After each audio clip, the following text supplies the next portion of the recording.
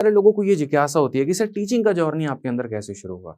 तो देखो मैं शुरू से बचपन से होम ट्यूशन पढ़ा रहा था। बचपन से इन द सेंस कि जब मैं 8वीं क्लास से था, तभी से मैंने होम ट्यूशन्स पढ़ाने शुरू कर दिए। 8वीं में था तो 7वीं के बच्चों को पढ़ा लिया, 10वीं में था तो 9वीं के बच्चों को पढ़ा लिया।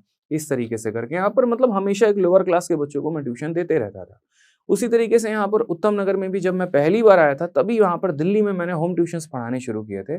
और यकीन मानिए उस समय ₹5 मेरा उत्तम नगर वेस्ट से उत्तम नगर ईस्ट जाने का किराया होता था। लेकिन उस ₹5 को बचाने के चक्कर में मैं पैदल चलता था कि कितना हम सेव कर पाएँ।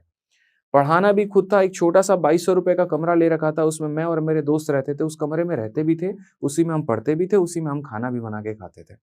और 3 साल तक ऐसे जीवन के अपने गुज़ारे, वहीं पर होम ट्यूशन से पढ़ा-पढ़ा के जो पैसे आते थे, कॉलेज का फीस भरना है, बाकी चीज़ें करनी है।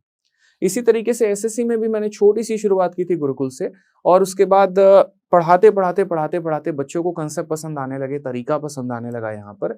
तो हमने कहा कि जब तक हमारा रिज़ल्ट नहीं आता है, तब तक ऑनलाइन में भी हम एक बार ट्राई करते हैं, बच्चों को पढ़ाते हैं, अपना वो नॉलेज शेयर करते हैं। क्योंकि मेरा हमेशा से शुरू रहा कि यार देखो इन परेशानियों से मतलब मैं यहाँ पर गुज़र के आया हूँ, क्या पता कोई और भी भारत में ऐसा बच्चा हो जिसके पास जो है पैसे ना हो पढ़ने के लिए।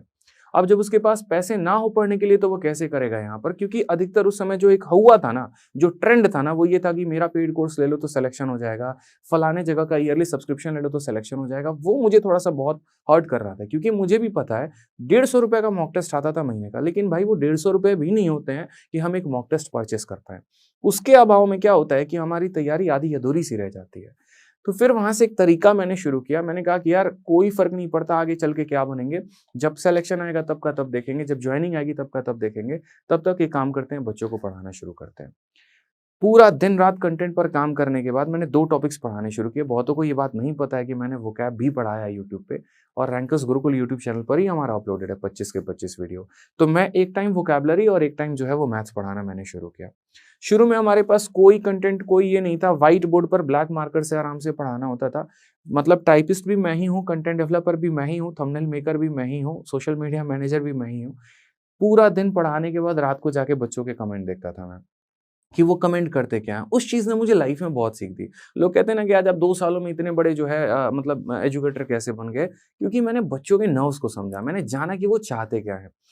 पहले पढ़ाते थे, पढ़ाने के लिए सारा कंटेंट पहले देखते थे कि उनको आज के समय क्या देना है। क्या मैं भी वहीं आकर पढ़ाऊँ वो ज़हर सवाल, वो खतरनाक सवाल या वो टफ़ जिससे बच्चे को मैं डरा दूँ और अपनी मार्केट बना दूँ? या वो पढ़ाऊँ कि जो बच्चे के पेपर में पूछा जा रहा है? तो मैंने जनरली जो फ़ोकस किया वो ये किया कि यार वो कराते हैं जिससे इनका सिलेक्शन हो सकता है। धीरे-धीरे ऐसे ही टीचिंग का सफ़र भी बढ़ता चला गया और आज यही है कि शायद आज दिल्ली के हर थाने में लगभग एक अपना एसआई है, ठीक है? अपने स्टूडेंट सेलेक्टेड